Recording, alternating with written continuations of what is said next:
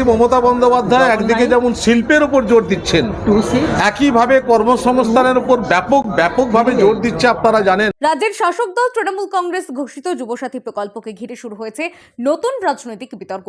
বাংলার বেকার যুবকদের আর্থিক সহায়তা দিতে এই প্রকল্পে মাসে 1500 টাকা করে ভাতা দেওয়ার ঘোষণা করা হয়েছে রাজ্য সরকারের তরফে।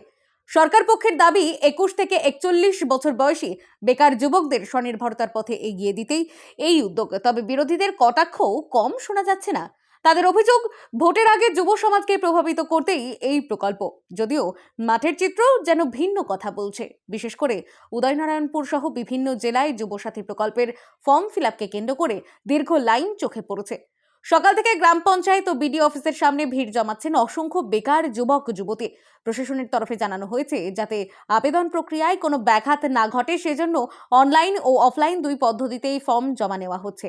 গ্রাম পঞ্চায়েতের পাশাপাশি বিডিও অফিসেও বিশেষ ক্যাম্পের ব্যবস্থা করা হয়েছে।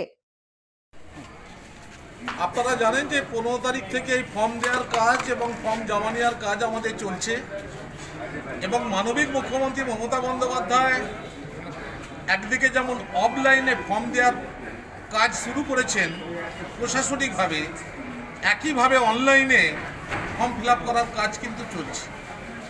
আমরা উদয়নারায়ণপুর ব্লক প্রশাসনের পক্ষ থেকে অলরেডি প্রত্যেকটা জিপিতে আমরা ফর্ম নামিয়ে দিয়েছি। সেখানে সাধারণ মানুষ যেমন ফর্ম কালেকশন করছে, একইভাবে ফর্ম ফিল করে সেখানে জমা দিচ্ছেন। এবং আমাদের যেহেতু উদয়নারায়ণপুর ব্লক এটা হলো মেন ভেন্যু, এখানেও আমরা ফর্ম দেওয়া এবং জমা নেওয়ার কাজ আমরা শুরু করেছি 15 তারিখ থেকে। উদয়নারায়ণপুর বিডিও অফিসে সম্পূর্ণ বিনামূল্যে ফর্ম ফিল-আপের সহায়তা করছেন তৃণমূল কংগ্রেসের নেতৃত্ববৃন্দ বলে স্থানীয় সূত্রের দাবি। তাদের বক্তব্য, প্রকৃত বেকার যুবকদের পাশে দাঁড়ানোই এই উদ্যোগের মূল লক্ষ্য। বাংলার প্রত্যেকটা ধর্মের, প্রত্যেকটা বর্ণের, প্রত্যেকটা বয়সের মানুষ যাতে সুখে শান্তিতে থাকে, তাদের সোর্স অফ ইনকামটা যাতে বৃদ্ধি ঘটে, সেই লক্ষ্যকে সামনে রেখেই যুব সমাজের প্রতি মাননীয় নেত্রী মমতা বন্দ্যোপাধ্যায় এক অভিনব প্রকল্পের ব্যবস্থা করে দিয়েছেন। একইভাবে উদয়নারায়ণপুর কেন্দ্রের বিধায়ক সাহেব তার উদ্যোগে ব্লক প্রশাসনের সহযোগিতায় 15 তারিখ থেকে আমাদের এখানে ক্যাম্প আমাদের চলছে। বিভিন্ন অঞ্চল থেকে আসা যুবক যুবতী যাদের 21 থেকে 40 বছর বয়স, তারা এখান থেকে ফর্ম সংগ্রহ করছে।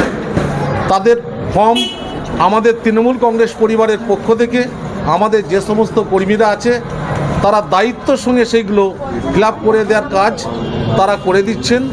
রাজনৈতিক মহলের একাংশের মতে এই প্রকল্প রাজ্যে নতুন সমীকরণ তৈরি করতে পারে।